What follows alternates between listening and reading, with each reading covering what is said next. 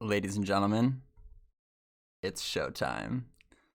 I'm so pumped right now. Thank you all for coming and hanging out. I've been seeing people hanging out in chat and camping out the stream.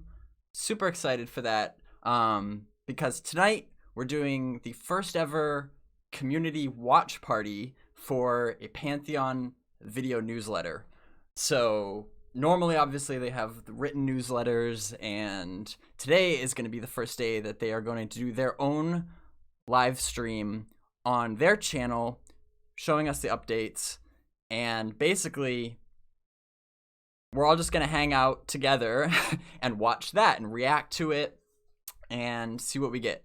I'm excited for the newsletter. I'm excited to be here because I actually don't really I haven't really had many opportunities to use this Twitch channel, but this is a perfect opportunity for that, and hopefully this becomes more of a regular thing because I think it's gonna be really fun. So thank you all for finding my Twitch channel. I'm definitely gonna be using Twitch more in the future, so while you're here, if you haven't already, go ahead and follow because once we get to the point where I can actually stream gameplay more often, I'll be utilizing Twitch more. But for now, it's mostly on YouTube. But hey, I see lots of guys in chat right now. Hey, everybody. So the stream is going to be starting in about 5 minutes. I figure we just kind of hang out and chill a little bit beforehand. It officially starts in 6 minutes, actually, from now. But I just wanted to pop in a little bit early, greet everybody, see what's going on, because there's a lot of anticipation around this newsletter, because as most of you probably know if you've been following the game, you know that they've been pretty dark lately over the past year or so, and that was planned. Like, they said that they were going to go dark because they're working on the next milestone, which, as you may know, is known as Project Fairthale. It's supposed to be this really, really big turning point for the game, and they have kind of gone dark so that they can buckle down on it. And today is really the first day that they're starting to kind of peel back the curtain on what they've been working on. We know that all I know that we're going to get out of this, that in the announcement they said that there will be the racial innates for each of the 9 races, some lore and like info about the Spriggan race, which is like a NPC race of tree people, and then some more burning questions, which is an awesome segment that Joppa started in the last newsletter, in the written newsletter, where he takes really common questions from the community and answers them, which is awesome. That's right up my alley. And so I'm curious to see. Last month he had some really good questions that people, like I said, people had they're burning questions. People had been asking them over and over and over for a long time, and he finally got around. He's like, here's where we're at with this. And he answered good questions about pretty much every single class last month. So I'm really curious to see what he comes up with for this month. As you can see, I've gone full fanboy for this occasion. I am head to toe. Trusted Pantheon merch. designbyhumans.com/BazgrimTV/shop/BazgrimTV. But I'm just chilling out in my new studio. As some of you, if you've been following me, you may know that this has been a big deal for me lately. Pretty much every day I change something around here, so it's still not done yet. I still need to work on the audio a little bit, so please, throughout the stream, if you see any sort of audio issues or something that you hear, please just let me know. I need that feedback so that I'll try to adjust it on the fly. I'm hoping that Visionary Realms has also been testing their audio, because if I have to constantly be adjusting my audio to compensate for theirs, that's going to be painful. But overall, I'm super excited to be in this new studio. I'm going to be pumping out a lot more content in the coming months here, and hopefully we can get some more info out of the devs that will help fuel all that content, because I'm ready. I'm here and I'm ready to go. Christo says, I don't see any Pantheon posters on the wall. That is a good point. So you can't see it right now. And I'm going to be doing a walkthrough video. Once everything is all set, I'm going to do a whole separate video on YouTube walking you through the entire studio, showing you from all different angles and stuff, which I can't wait to do. But I have the original, the OG Trust in Pantheon sign hanging up on the wall over there. I have a painting actually that I painted of South Sail Peninsula over there, but you're just gonna have to wait for the video to see that. This intentionally left blank because that's where my cloth map of Terminus is gonna go, because I have pledged at a tier that will guarantee that at some point. I don't know, it might be blank for a while, but eventually there's gonna be a big old map of Terminus right there, and then I gotta leave some space for some other things, other like mementos and stuff. As time goes on, I will fill out the decorations a little bit more. So it's not done yet. It's come a long way, but it's not done yet. But we'll get there. But like I said, we're still early in things, early in the game. It's like maybe if when they relaunch the merch store, if there's little like figurines and stuff, I would snatch that up right away. Gotta fill it out a little bit. Okay, we should be, if they're on time, they should be starting in 1 minute. It is 8:59 where I am. It's supposed to start at 9. So I'm feeling the love that there's so many. It looks like 87 people right now that have chosen to come hang out here as like a community, and it's more, this is nice. That's what I love about this community. It's a nice tight knit community. We're just all hanging out, just casual. Hopefully they get a lot of viewers on their official channel. But if there's too many, maybe the chat is like going too fast and it gets a little bit more hectic. But okay, I know you can't see it yet, but their channel just went live. I was just gonna go check. So I'm watching an ad, but I won't make you watch that ad. And then once this is done, we're gonna switch over. Oh, here we go. Can you hear that?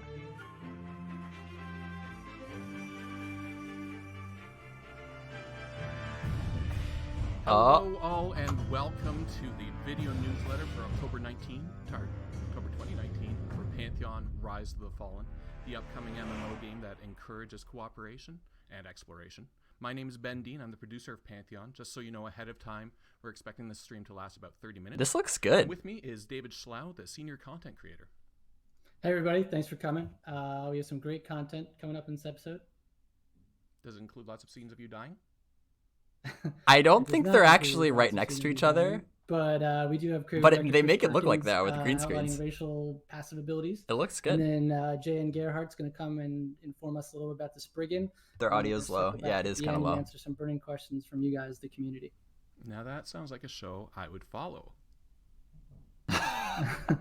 But seriously, every bit helps. Is that better? Follow, share, or if you can, pledge. Pantheon is a crowdfunded game, and every pledge helps. Visit pantheonmmo.com/join to have a look at our different pledge packages. And with that, let's head over to the producer's letter. All right, let's jump in. So earlier this year, we announced that we would get started on Project I'm a little Fairfield. nervous for them. The idea behind Project Fairfield was simple. We're going to make all of the systems in Pantheon and make it into a short, playable segment of the game. Sort of like a mini Pantheon, as it were. Now, we knew it was an ambitious project, and we knew that was going to take some time. But we also knew that we would need to hunker down, and unfortunately, that we wouldn't be able to show anything new until it was ready. So as we were progressing in this ambitious project, we started realizing that really to capture the soul of Pantheon, to really capture that essence that makes Pantheon Pantheon, we're going to have to extend our timelines a little bit. Now, what we didn't want to do, though, is that we didn't want to stop speaking to you guys. We didn't want to stop those lines of communication, and we knew that we had to step it up. So that's what we're doing. And starting today on this very stream, every 2 weeks, we're going to be hosting a stream, either the video newsletter or a look back at the previous 2 weeks. And we'll be doing that all live right here on twitch.tv/visionaryrealms. So we're doing this every 2 weeks? Yeah, that's right. Well, not this. I mean, this is the video newsletter, and I love how they're it's like not a video newsletter, pretending to look at each other. Just kind of taking a look at the other departments of development. Like, we'll get the programmers on, talk a little bit about programming. We'll talk to the artists. We'll talk to the lore masters. Cool. Sounds like a lot of fun stuff. Oh yeah, it should be. It should be. I'm gonna try not to talk still too doing much, the newsletter especially once we get written into the format? meat. I'll let them Yeah, talk. absolutely. I promise. So for this newsletter here, expect it to take a couple days, but we will absolutely have it out to your mailboxes, and all newsletters, for that matter, will have a written version as well. Yeah. Okay. And what's we already talked a little bit about what the non-format newsletters are going to be like. Yeah, well, like I said, that we'll have segments of getting some programmers on, getting some artists on, getting some lore masters on, bring Chris Perkins in, we'll bring all of the people in, we'll bring in some of the community managers. Every week it'll be a different show, and show just a little bit of a different slice of what's going on behind the scenes at Pantheon Development. Cool. This will be fun. Oh, it should be, and I'm glad that you like it, because you're going to be doing most of the video editing. I knew that was coming, but I love it. Can't wait. Ronik has well, the really same did a good headset job, as me. though. Did you know his is on just tonight's red? segments, we've got a few videos coming up, and you did a fantastic job, I got to tell you. I hear that the racial passives, actually, that video is pretty good. Yeah, it's super exciting. Can't wait to show these guys. Before we get into that, He doesn't though, sound excited. I'm not can you gonna tell us lie. a little bit what racial passives are. Yeah, they're the abilities your characters learn innately, simply by being a certain race. The passive part of it means that the abilities are always on, so you don't have to do anything to activate them.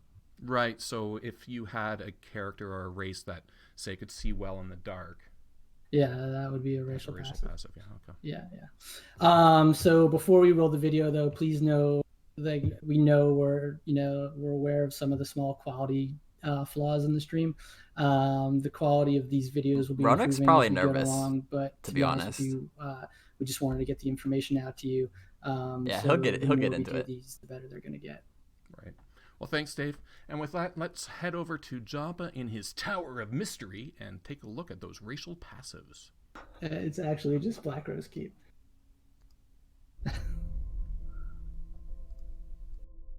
What is this?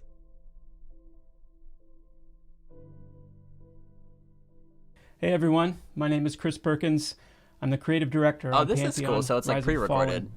Today I get to shed some new light on our 9 playable races, specifically the innate passive traits that distinguish them from one another and make them unique. I know our community's been really excited about this information, and we're very excited to share it with you. So let's go ahead and get started. We're going to begin with the humans of Thronefast. The humans of Thronefast have this inherent belief or confidence that they're going to succeed in whatever they put their hand to. They're going to find the treasure they're looking for. They're going to slay the dragon. They're going to save the day. It's a powerful optimism that for them is linked very much to their love of adventure and exploration. The life of a Thronefastian human is a pursuit of glory. It's a chasing of dreams. And while there's some debate, the bards of Thronefast probably write the catchiest songs. It's these ingredients that have always caused the humans to have this knack for rallying others to a common goal. Let's take a look at the innate passives for the humans. First, we have a people inspired. This increases melee, ranged, and spell haste by 2%. Next is Wanderlust. This grants a bonus to faction gain with neutral factions, and it increases the experience gained through exploration. Next, we have Shield Specialization. This increases the Shield Mastery skill by 10 points. Next, we have Thronefastian Charm. This increases the effectiveness of abilities that are modified by Charisma. And finally, humans will have an advantage against the Alarmist Disposition. The elves of Faerthel share these two characteristics, placing a high value on the traditions of their people and keeping a steady guard over the Lucent Tree. But beyond these shared characteristics, there's meaningful diversity among their people, specifically with the two main factions of elf, the Ashen and the Ember, which players will be able to choose between at character creation. The Ashen elf is intelligent, wise, and measured. They give themselves to study and memorization and recitation and become fierce wielders of the insight they gain. The Ember elves are emblazoned fighters with impassioned hearts. They believe that evil should be met where it sleeps. He's a really good and dealt communicator. with swiftly with weapon in hand. Whether you choose to create an Ashen elf or an Ember elf, there will be general innate passives that apply to both, as well as unique innate passives that apply to each one individually. Let's take a look. Let's start with the innate passives for elves in general. First, we have Lucent Ancestry, which grants an innate bonus to nature magic resistance and increases the effectiveness of nature abilities.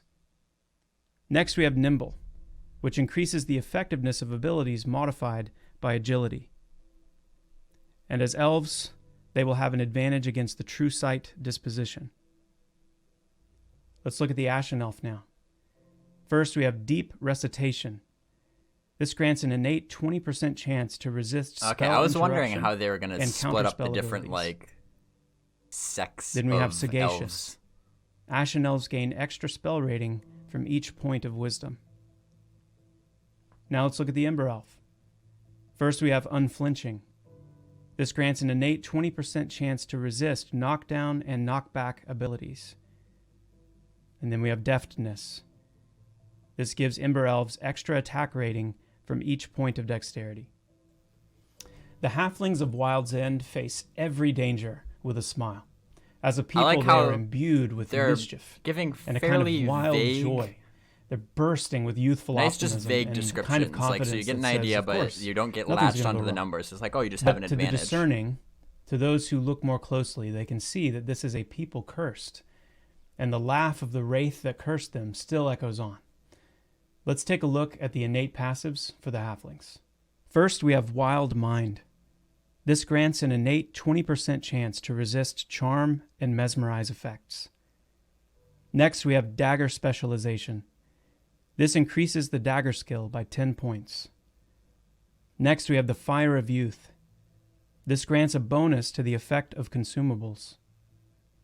Next, we have Wraith Hunters. This grants halflings a bonus to the damage they inflict against wraith targets. And finally, halflings will have an advantage against the deranged disposition. I wonder how common wraiths are The going to be. dwarves of Kadasa are unique among the other races of Terminus. I know in many undead ways. are supposed to But be most really common importantly, in they're Terminus, the but like only wraiths people who live in specifically. the physical presence of the celestial who formed them. While dwarven strength and fortitude and mastery go, of the dwarves! forge are renowned, it is the inspiration they draw from the dwarven father's presence that marks them most prominently, producing in their ranks a legendary zeal, making them dauntless leaders and unwavering combatants. Let's take a look at the innate passives that belong to the dwarves. Yes, let's. First, we have Fortitude. Dwarves gain a bonus to the health they receive from each point of stamina. Pretty standard. Next, we have Grip of the Dwarven Father. This grants dwarves immunity to disarm. Next, we have Ice and Stone. This grants dwarves an innate bonus to their cold resistance, as well as an innate bonus to their frigid and toxic acclimation scores.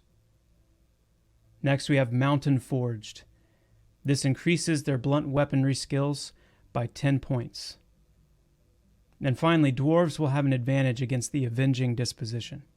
Avenging. Hopefully in one of the future newsletters they can Well, we learned a lot explain more like about what races, that... We've heard not some of the just dispositions, passives. but like That's what pretty is cool. the Like Avenging humans being disposition? confident, maybe too confident. Yeah, and the elves, I think the two playable factions, Ashen and Ember, I think that was a pleasant surprise probably for the I community. think it's cool That that was you could pretty cool, kind yeah. of start to get Like an the idea Ashen are more for of the maybe magical book what smarts sort of of the characters you elves might and want to the- be or what sort of like the classes will be Ember common in kinda each like the race, street but gangsters. it's still That's cool. it's So they have the shared passives. it's and they enough. have It's their it's factional enough passives as well. of like a tease, Did but you just say not street so much to be like, gangsters? oh, Elves we are don't have street we don't know gangsters. enough information to be like, oh, this Just race is checking. going to be overpowered Yeah, or and whatever. It's still the it's very curse on the vague. halflings was pretty But sweet I think Oh, that's yeah. for at this point. I think you know, that's there's good. just so much story to the races behind, you know, in Pantheon. Yeah, there really is. We'll continue with the rest of the racial passives a little bit later in the show, but first let's talk a little bit about the lore. We'll talk a little bit. We can't talk about the lore without talking about J.N. Gerhardt, our lore master and lead writer. So he's obviously very much involved in the creation of the races, but he's also very much involved in the creation of the world and the stories behind Terminus and Pantheon in general. But beyond just the playable races, he's also very much involved in the creation of the NPC races. You're talking about the Spriggans. I am. Yeah, you talking can about tell the that these Spriggans. guys. And actually, A lot maybe of- I shouldn't talk about the Spriggans. Maybe we should let My J.N. honest talk about opinion, the making of and the it's Spriggans, who he was unsurprising seeing that there. you can tell that this is fairly scripted, Hey but that's everyone, probably good at JN this here. point.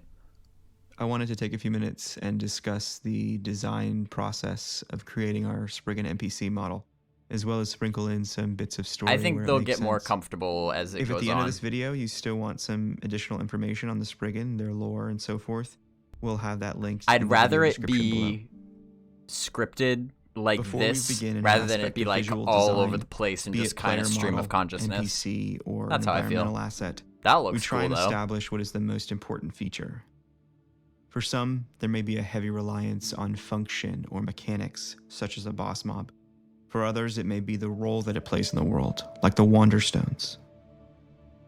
For the Spriggan, there was Oh, an they just turned opportunity. their audio up, An opportunity like, to big bring to time. life some of the more fantastical elements of our All right, world, we're bringing it back down. and one that exists in the wide area between obscurity and that of a staple NPC. So with that in mind, we began with story, and with simple words like age and beauty, then the art and design flowed from there. Spriggan are one of the oldest races. How's that? on Is that okay, Terminus, audio-wise? created in an age long before any of the playable races came onto the scene. As a testament to that, they actually still refer to the planet as Noah, which is one of the oldest names used, predating Terminus, Nistorok, and even Avazul. And if I may make a brief aside for certain members of our community, answering a question once and for all, yes, the planet of Terminus did exist before dwarves, elves, ogres, and so forth arrived. Long before, in fact. As for the design of the Spriggan, we wanted to capture some of that age, but also present a rustic sort of grace and vitality. Throughout the process, I like to think of that quality as an ancient youthfulness, something akin to the way that the endlessly repeated cycle of spring is always new, or that the oldest Kelem, I tree was and just gonna orchard say, can still they've- bear fresh fruit. This is like So a we needed good to have both ends of that spectrum present within the pre-produced design. video. Like they put a lot of We work arrived into at this. what you see, a slender, slow-grown physique with a surface that This is communicates completely age and different than strength. anything they've done this We far. wanted the legs and the limbs to feel like they were grown from the soil, and in some cases may return to it. That kind of body lent itself to pockets of negative space where we could showcase the vibrant light that comes from the verdant shard. That's what's peeking and pulsing through the eyes, neck, and chest of the Spriggan. This approach allowed us to keep their vitality front and center while preserving the role as the preeminent treefolk of Terminus. Going back to the verdant shard for a moment, it's worth noting that that green flame is the life force of the creature itself, and of every Spriggan since their creation. What lies buried within their body is merely a splinter of the first verdant shard, which was the final gift of their creator, known as the Seed of Life. One example is in the weapons and armaments of the Spriggan. Depicted here with the model is the arm of the Emerald Sky. This intricate staff is able to conduct and direct with great power, and is said to be granted to non-Spriggan on rare occasions.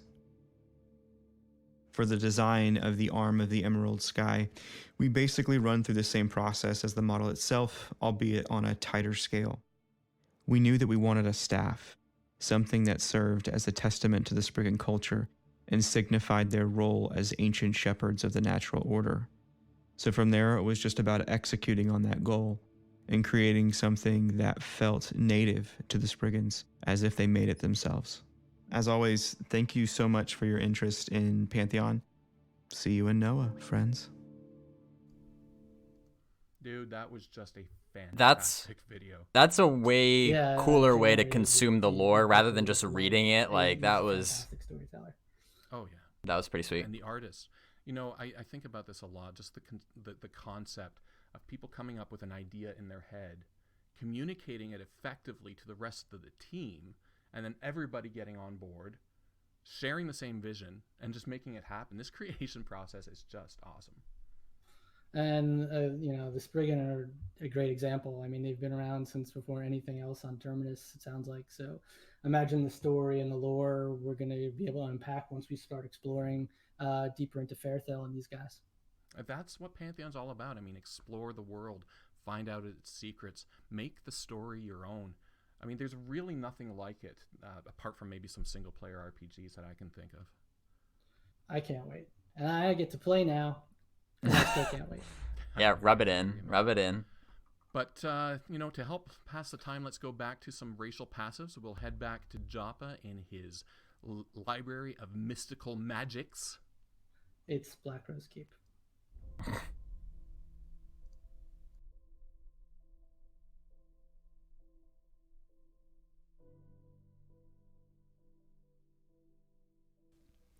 The Archai of Suroa enjoy a culture that is largely marked by celebration. I like that have they an broke abiding it sense up of gratefulness into different for parts. the gift of liberation they were given a long time ago. Makes But it they're easier also to a like people process who it. know pain. This And keep your liberation attention. came at a great cost. No longer able to exist as the beings of light and energy that they once were, but now having to take on this outer shell, which, though powerful and teeming with elemental energy, they're still seen as a kind of prison for the Archai. And so we have a culture of celebration mixed with ache and deep longing as they look to become what they once were.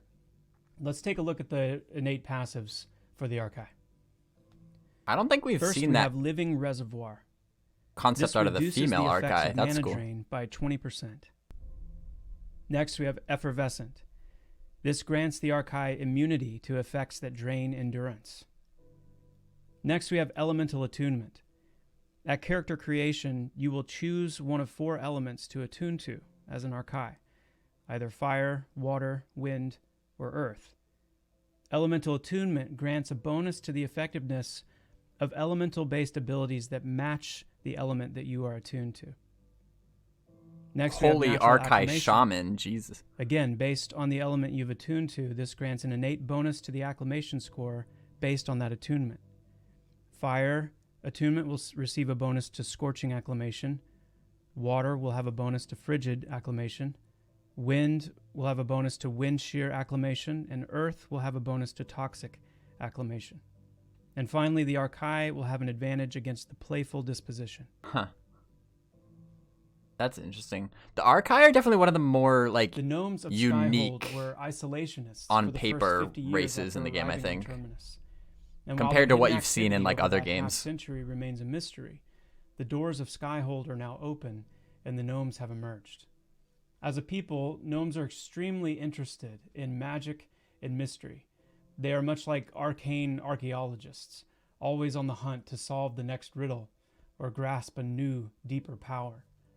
But they carry the memory of the Elos fire, and with it a kind of fear that guards them from following their passion or their curiosity so far as to destroy them. Let's take a look at the innate passives for the gnomes.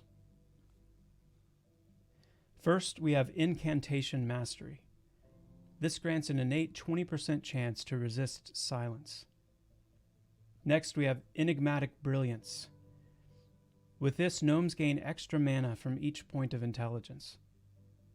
Next, we have Ethereal Being. This increases their dodge chance by 3%. Next, we have Constant Scholar. This increases the rate at which gnomes improve their skills. And finally, gnomes will have an advantage against the Mastermind disposition.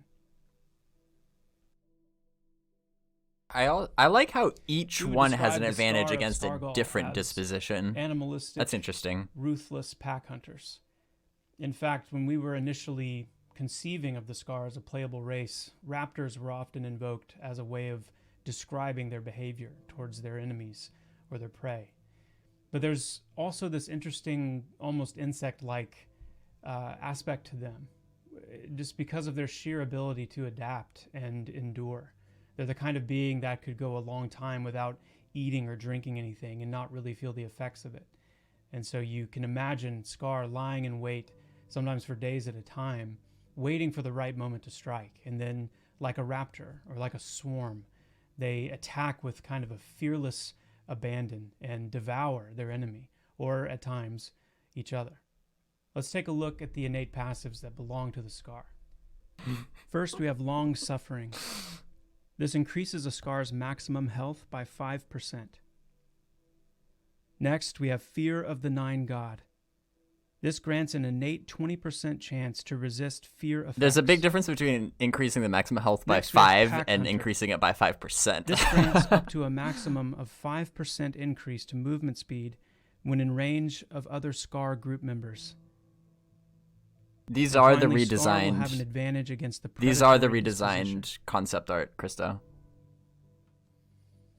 When describing the ogres of Broken Maw, what comes to the forefront is their immense physical strength and stamina, and it is all geared towards combat for the ogre. Their mindset is entirely focused on the heat of battle, and when they enter into combat, they enter into this kind of battle trance where it is just me and this thing in front of me. One-on-one conflict, ultimate victory, that is the constant stream in the mind of the ogre. Let's take a look at the innate traits, the innate passives for the ogres. First, we have Broken Maw's Grit. Ogres gain extra attack rating from each point of strength. Next, we have Staggering Strength, which increases the ogre's critical damage by 5%. Next, we have Battle Hardened.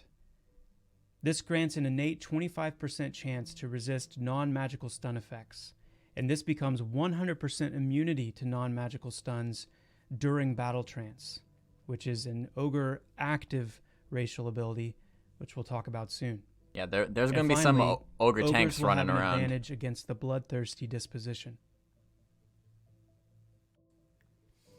I had some really good chats with J.N. Gerhardt, our lead writer, as I was working on these racial passives and putting together these little bites about the races. And some of you will be interested to know that in talking about the Dark Myr, one of the places that he's drawn inspiration is from the Chiss of Star Wars lore. The Dark Myr are a fascinating race. They're characterized by the legends and the myths that pervade their culture. They're constantly aware of their past as well, the tragedy and the subsequent bitterness and resentment that has grown out of that. And so in the present time, Dark Myr they're cunning, they're cold, they're calculated, they're highly logical, and these are all fruits that flow from the kind of cynical bitterness through which they see the world around them. Let's take a look at the racial passives that belong to the Dark Myr. First, we have Vestige of Cyrenai. This grants underwater breathing and increased swim speed. Next, we have Perceptive, which increases the Dark Myr's natural insight skill. Next, we have Embittered Psyche, which improves both the natural stealth effectiveness and awareness of the Dark Myr. Next, we have Born of Deep Waters, which grants an innate bonus to their anaerobic and pressure acclimation scores. And finally, Dark Myr will have an advantage against the cunning disposition. Well, that concludes our look at the innate passives for our 9 playable races. And you can look forward to an upcoming segment where we cover I really like the active idea abilities of a for each race as that's well as like their starting designed attributes. to spend a lot of time underwater. You know, Underwater, every like, MMO combat and game, I exploration always is, play a dwarf paladin It's hard to do race. well That's in an my class, MMO. That's my jam. That's what I play. But after seeing some of the Archai stuff, I'm starting to think maybe an Archai monk. I like the consider that I like work the well with Scar the too. immune to endurance streak. They have Yeah, always yeah, kind and of the felt to me natural like some sort of like acclimation stuff, too, that's insect, really like hive That would mind really help with pulling or even type taking race, to and that so other What are you playing? It's cool that they're going that direction with it. I'm not sure. I'd consider tank, but well, we saw how that went last time. Probably an enchanter of some sort. I haven't landed on a race yet, but maybe. I mean, the dark mirror look awesome. So. Yeah, I like the dark mirror too. But speaking of enchanters, it sort of begs the question. Something that I've sort of seen around a lot too is if you're playing an enchanter who has the ability to take on an illusion. Say you're playing a dark merchanter and you cast illusion ogre. Does that mean you take on the ogre passives? It's funny you should ask that, Ben. We should probably just play the next segment and Joppa answers all those questions. Okay, yeah. So let's go back to Joppa's Belfry of Benevolent Behaviors. Still Black Rose Keep.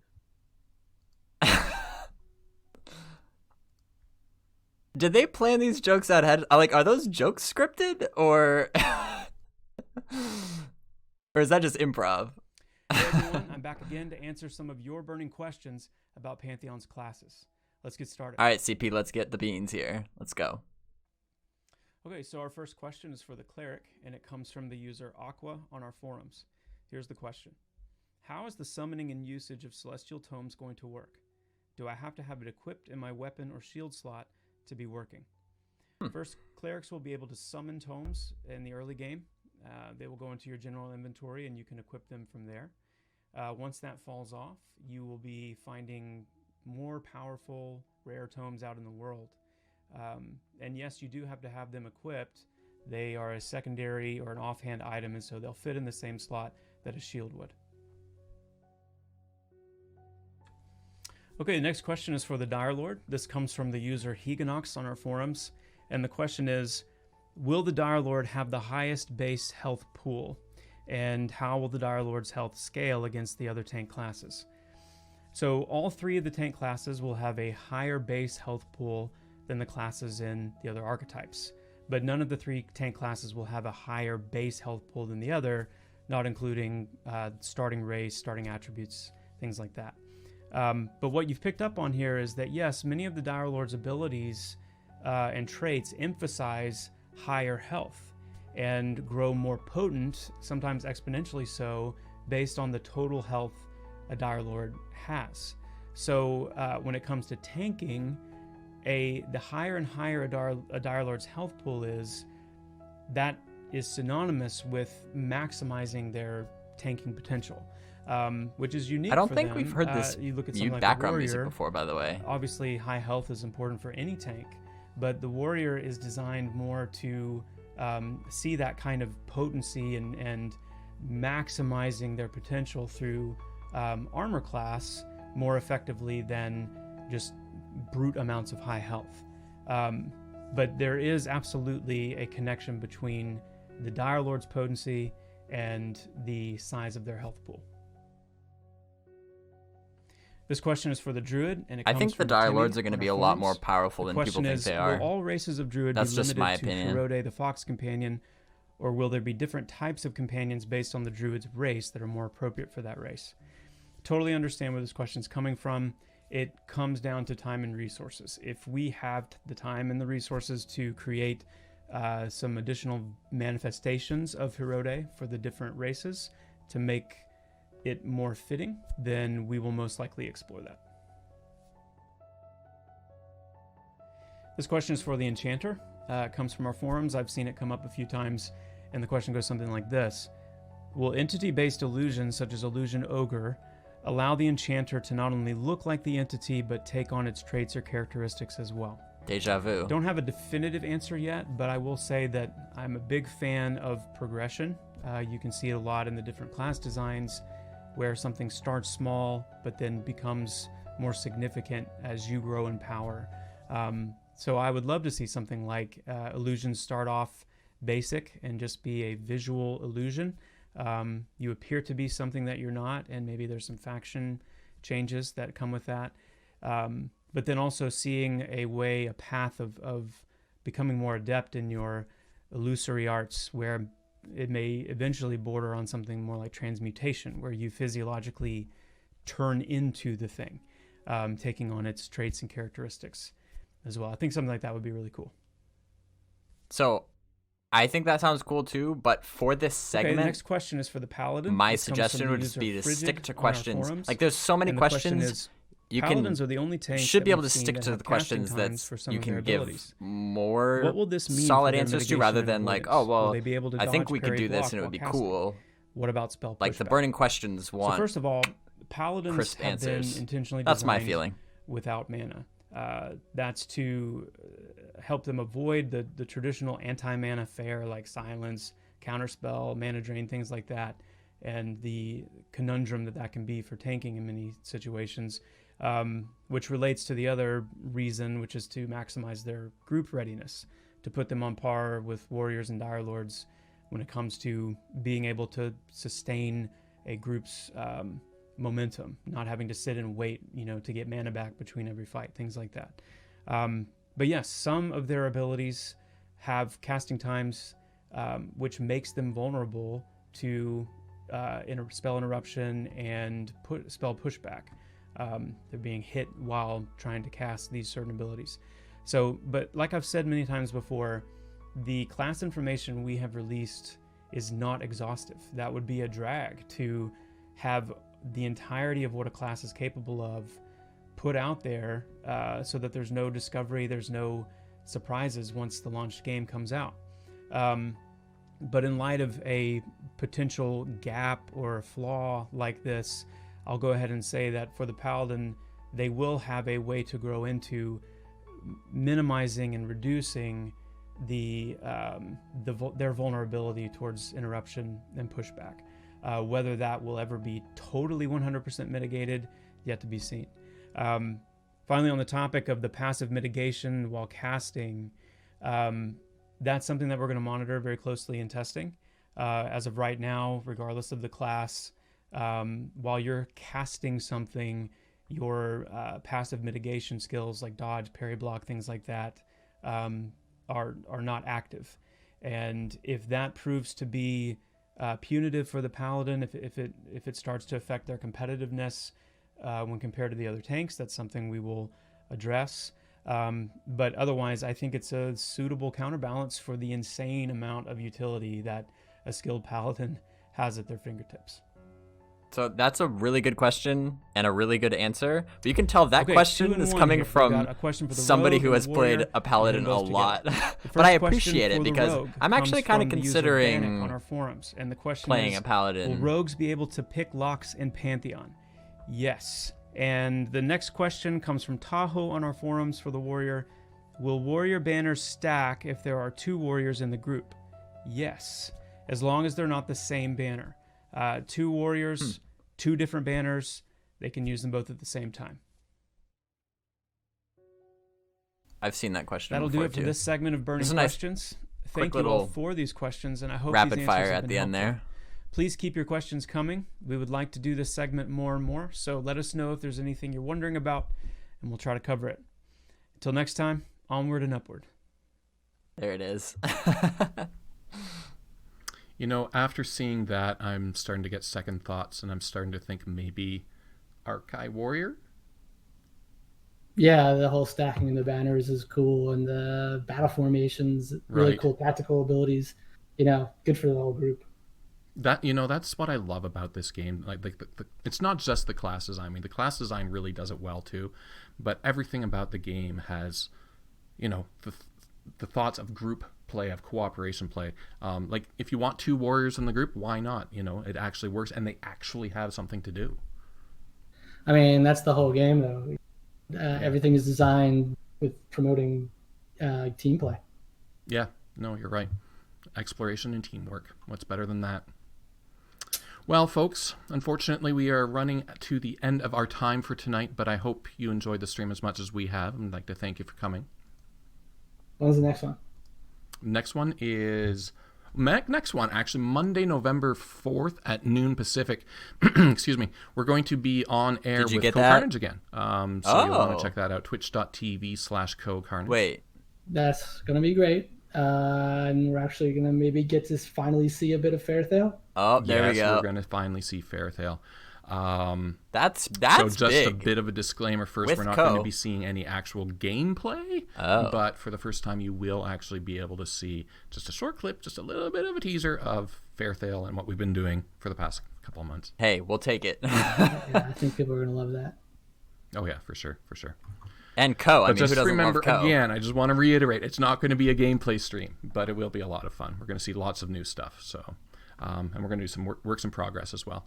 So yeah, again, twitch.tv/cocarnage. That's where you'll want to tune in. That's Monday, November 4th. Okay, so it's on his Twitch channel. And then we'll be continuing our own streams every 2 weeks after that. That's right. Keep an eye on pantheonmmo.com for details, or follow us on Facebook or Twitter. Both links below. And while you're on pantheonmmo.com, as it says up there, go to pantheonmmo.com/join. That's where all the pledge packages are. As you know, Pantheon is a crowd-funded game, and your pledges really help, so we really do appreciate it. All of that money goes directly into development. So without further ado, that's it for me tonight. I'd like to thank you all again. I'm Ben Dean, signing off.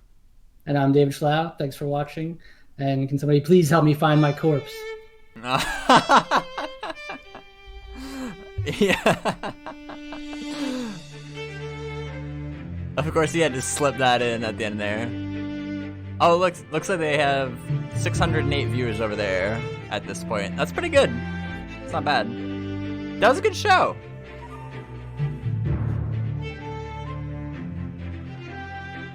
I enjoyed that.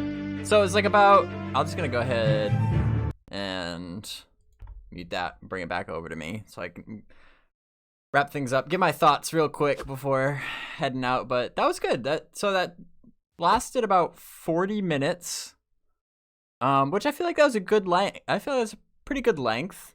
I think they did a good job with that. Like that was well produced. There's some good info. Like I said, that's like for compared to what they have been doing in the past, and especially the past several months.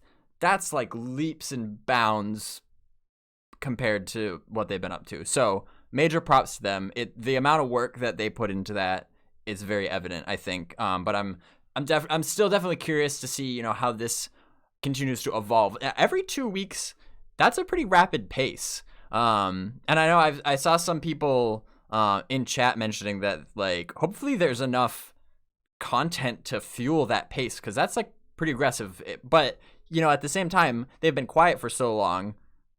You would think that there's probably a lot of info that's been building up and backing up that they can now, release it at every 2 weeks for a while. So we'll see.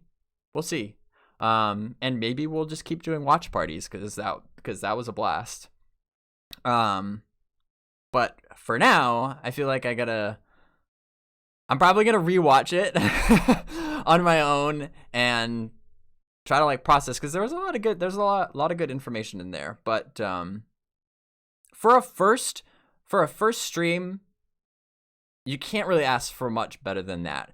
The first time you do any sort of production or anything like that, it usually goes really bad. That's just the nature of things, and then you kind of just gotta, over time, you just gotta work through the bugs and stuff. They didn't have really any major technical difficulties or anything. It was smooth, aside from little audio balancing things, which is normal. I'm still balancing my audio sometimes too.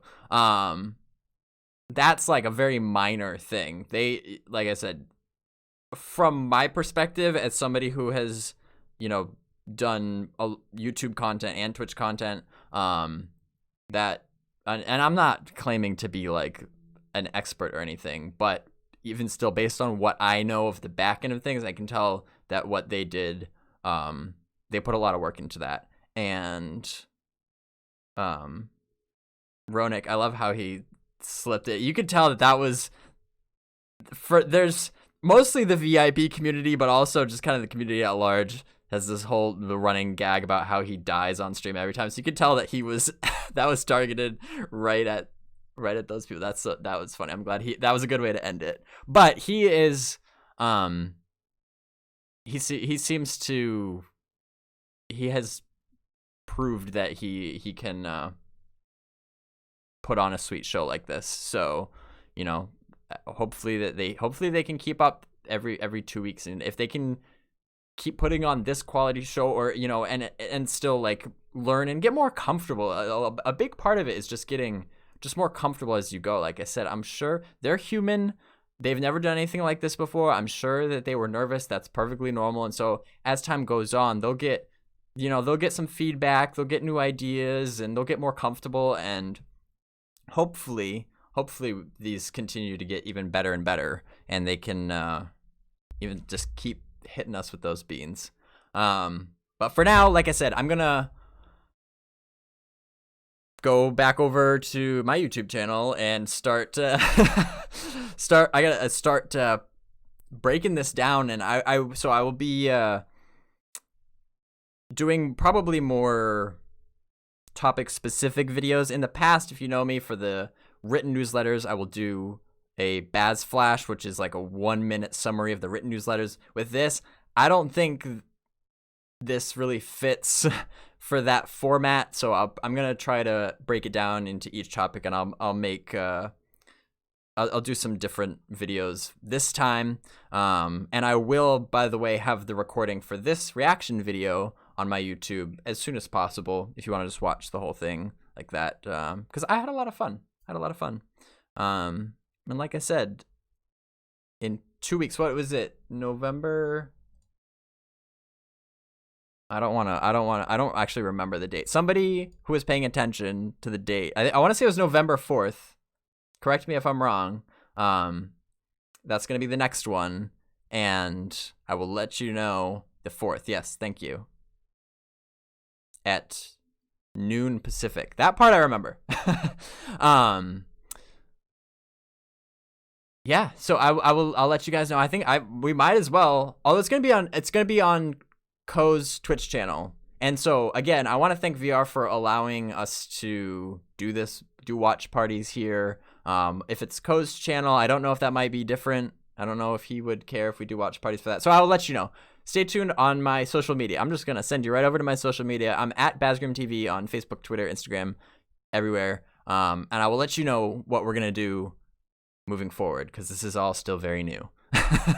But for now, I'm just going to head out. I think that does it for today. But I feel a lot better after this. I hope you guys did too. I hope you all enjoyed that. Hope you got some good information. Now we can head over to the forums and start theory crafting some races and stuff. So for now, I will see you on YouTube, youtube.com/BazgrimTV.